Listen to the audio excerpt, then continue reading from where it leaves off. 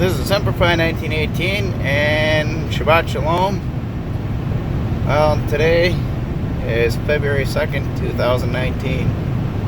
And, well, I know the government ain't shut down again for the second time yet. But as much as people like to say, well, Trump failed, Trump this, Trump that,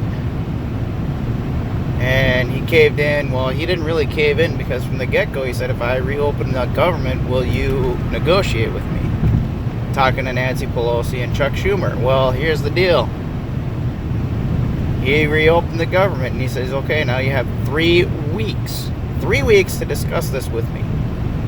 That means they have 3 weeks to discuss it with him. Otherwise, he's going to take it to the national emergency level.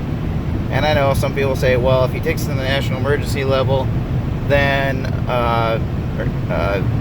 even though he can do it legally, what makes Democrats think that when they get in office, or if they get in the office again, that they're not going to do the same? To me, the difference is he knows that he has the opportunity to build a wall, to do it correctly. And what I mean by that is this. It is a national state of emergency. That border is a disaster and a fiasco, if you ask me. Now, there's certain places in Texas, as an example, I can't remember which city it was, but one of the border cities, when they put up the wall, immediately, not over time, but immediately, they saw crime rate go down drastically. And I mean by a little minuscule, but drastically. So that tells you something. And they have been building that wall since 1994. In fact, Trump even talked about how he's got contractors. He was working with contractors and saying, hey, what bids we got? What do we got? What are we going to build? How are we going to build these walls? What are we going to do? So, that said being done, he's already 4, 5, 6 steps ahead of Nancy Pelosi and Chuck Schumer and the whole Democratic Party. There are some of those that are in the Democratic Party that actually do want to build a wall. But because they don't want to, overstep, their fearless leaders, that I don't know what they're going to do. I don't know if they're going to vote or not. But that is as it may. It's just crazy. It's nuts. But on the flip side of things, as I stated earlier, some people out there say, well, this whole system's going to fail and we're going to fall, and it's going to be like, the little Simpsons episode where Trump's bent us into oblivion. Well, let me tell you a little something. Trump's got another deal coming up. He's already worked with China, he's working with Mexico, and yes, Mexico will pay for the border. Sure, we got to upfront the cost, but Mexico will pay for the border. How? Through tariffs.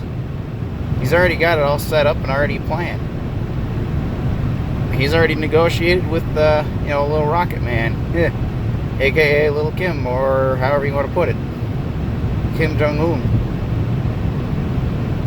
He's already made several deals. He's kept us out of certain areas and certain parts of the different wars in the world.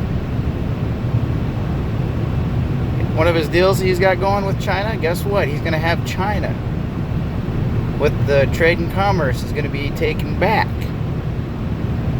What do I mean by that? Taken back, I mean, with the trades, they're going to be getting money back through tariffs. That's going to pay back a lot, if not all, of what we owe China over the next 5 to 10 years. I hate to break it to you, but Trump's right on this. I didn't vote the guy in, but I see that he's doing a lot of good stuff. And so, yes, I will be voting for him in 2020. Despite not voting for him before, and that's because I know that he's got a heart for America, and the reason why I didn't vote for the first time for him was because of the simple fact that his past, which is, so he donated to both parties. He knows Hillary Clinton, he knows the Bushes, he knows a lot of the folks out there. He's an empire builder. He took over his daddy's empire. But that as it is may, I think he did a Ronald Reagan, which Ronald Reagan learned from Calvin Coolidge, which got us the roaring 1920s. Sure, there's some things that Ronald Reagan did that I didn't really care for either, like, banning fully automatic machine guns. What I think should happen is, especially for those who are veterans that qualified with the machine guns, the 50 cal machine gun or the 240 Golf, the 240 Bravo, and things of that nature, when you get out of the military, if you got an honorable discharge, you should be able to get your Class 3 license. Now, here's another flip for you. What if the scenario is that, okay, you keep it, and then, let's just say you end up getting one. Make it legal, so that way, alright, so now you got it, and you got the new ones coming in. Now, let's just say this. What if veterans like myself who know how to operate it, once every couple of years, go down, do like they do for, the permit to carry. Every so often, go down, qualify with it on the range. And not only that, but it even gets better. You show them how it works, and you show them that you know how to operate it and everything else. And I know this kind of goes against a little bit of the privacy, but at the same time, it's also useful, because in that way you maybe only pull it out once every couple of years, but then you make sure it works, it's not breaking down, you know how to operate it, not just know how to operate it, but you're able to continuously utilize it. And then if you're called up or needed, you're there too. I wouldn't mind that, especially if the police force needs you to be there for it. Cool. And then that way, things are going to be taken care of. Now, granted, there's other things that I do too if I were president. Like I'd abolish the private tax system and go for a flat tax. And there'll be a one-time tax on the house. Yeah, I know, they say, well, that's a lot. Well, okay, flat tax 15%. Cool. So $100,000, guess what? You're paying $15,000 in taxes. I know, yeah, it sounds like, oh, that sucks. Well, you know what? Here's the deal. Would you rather pay $15,000 in taxes on the house? Or would you rather pay, like what I do this last year, I paid over $8,000 between Social Security, taxes, and withholdings and everything else. Last year alone. So if you multiply that by 10 years, that's $80,000. So I thought to myself, okay, well, yeah, part of that goes to Social Security, part of that goes to Minnesota State Insurance, which really is not my insurance. It's health insurance for the elderly, which the elderly still need to get their own health insurance plans, and it's crazy. It's crazy. And I looked at that and how much I paid for that too. I'm like, really? But I am thankful that I am a veteran and I served and I ended up getting my combat action. Granted, it wasn't like a lot of folks where they get into a lot of fights, firefights. Mine was more of shots fired at us, we shot back, and yeah, we shot at them because they were shooting at us, and it was small alarms fired. So yes, according to the rules and regulations, that's how I got my combat action. It wasn't going knife fighting or anything of that sort. Nothing crazy like some of these guys that claim to be Navy SEALs and all this crazy stuff that they apparently did. Now, I do know a couple of my sergeants that had been over there and saw that type of stuff. Oh, that was brutal. One of the sergeants I knew, he talked about one of his guys, and oh my gosh, stories about that, but I can't tell you about that other than this because I'm not allowed to speak on that part because it's not declassified. Otherwise I would be able to tell you. But now, yeah, there's a lot of things. And I know I'm kind of going on a rant here a little bit, but I also want you guys to understand this too. Whether we have another shutdown or not, state of emergency or not, whether Democrats vote for the wall or not, you've always got to be prepared. Whether it's economic, social, physically, mentally, because what happens if you break your back at work? Okay, now you can't work and you can't do anything, so now you're going to rely on the system. Well, now what? The system goes down. Uh-oh. How are you going to take care of yourself? How are you going to take care of your family? I know a lot of you guys that are out there that are young that think that, oh, I need to get married right out of high school. How about this? Prepare your household first. Get yourself established first. And then find yourself a wife. I know you say, well, I'm young and I need to get married right away. That was my mistake. Especially the first one, she wasn't ready to be married. Not at that time. And I tell you that with all sincerity in my heart too. Because right now, my future bride-to-be, she's a Filipino, 100% Filipina. Yeah, she's going to college to be a school teacher. And yeah, it costs a little bit of money. And yeah, I'm sponsoring her. So, you know, when people say, well, you shouldn't be giving her money. Well, I'm going to tell you this. She shows me every single, their version of the money is peso for our version of the dollar. It's 50 pesos to $1 American dollar. And, you know, hey, she needed a pair of glasses. Guess what? I sent her the money for it because she showed me how much they were.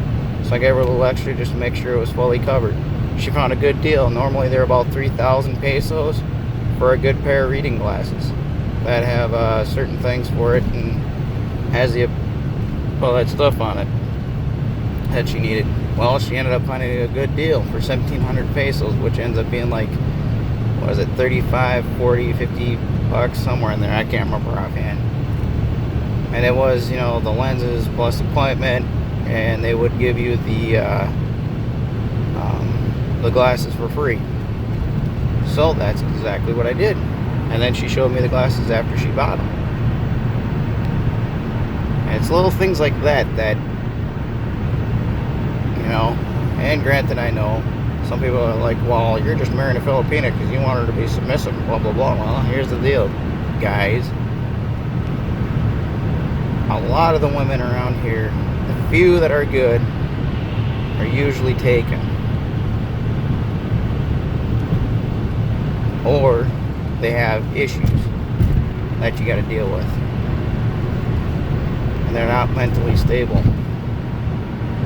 Now, on the flip side of it,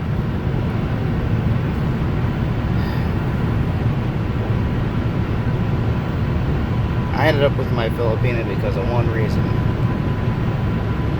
The last Filipina I talked to, she is a good woman. She's going to get married I think it's this year, to a good Filipino. She's always wanted to be married, have kids, and so on and so forth, so I hold nothing against her. Just that she ended up being silent, and I thought she broke up with me, so I ended up going with somebody else. And well, later on she talked to me and she wanted to show me stuff, and well, I was like, okay. I didn't realize that we're still dating. So that said being done, the two Filipinas I talked to and have dated, and there's other Filipinas that I've talked to in the past, a lot of them are really good. A lot of them are really good. They're just looking for a good man. And some of them, they'll even have a baby. Well, the guy wants to get married to her, and he loves her, betroths her, and then from there, when she gets pregnant, he leaves her. I know a couple of them that I was like, alright, cool. So just because they have a little baby or whatever does not mean that they are a bad Filipino. Take that in consideration, guys. Now, most of them that I've talked to, there is a couple of scammers that I ended up talking to here and there. But for the most part, they totally showed their true value and true worth within a few weeks. And the thing that distraughts me the most about some of these gals that are out there, especially American women, and it's all over the place. You want the career, you want this, you want to show how strong you are and everything else. Let me tell you something. How it should go. This is how society should rule as far as dating and marriage. And I can say this because I've been divorced twice, and I studied the Bible and I studied the Word, and I completely understand it now. Granted, I don't have the 20 years underneath my belt, but I can tell you from those who have been married for a long time that this is the general consensus. Most of the time, yeah, they might find their wife in college or whatever while they're in college and stuff. But you have a way more successful, better chance of getting married and staying married if you, young man who's between the ages of 18 to 25, go out there, get your career path going, get your house in order, and then once you have that, then add the wife, add the dog, add the other things, add the kids. Don't try to do it while you're young and 18 years old and saying, well, I'm going to get married, I don't care if I'm poor, and I don't care if we both have to work, and yada yada yada. Trust me, that's why divorce is so high in the United States and Western civilization. That's what led to my failure too, amongst other things, because I didn't know, I didn't understand.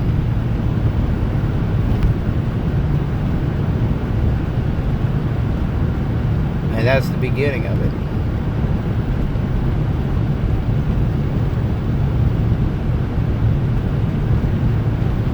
Yeah, I know, it's another rant, the way it goes, but this is real, the real deal.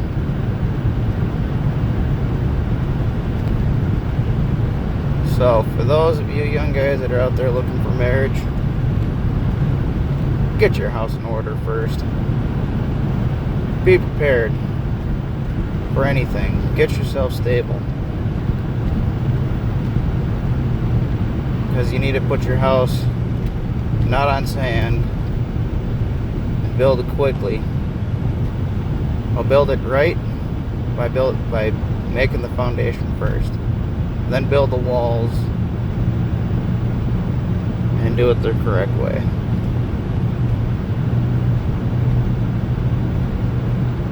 Otherwise, you're going to have a rough time like I did.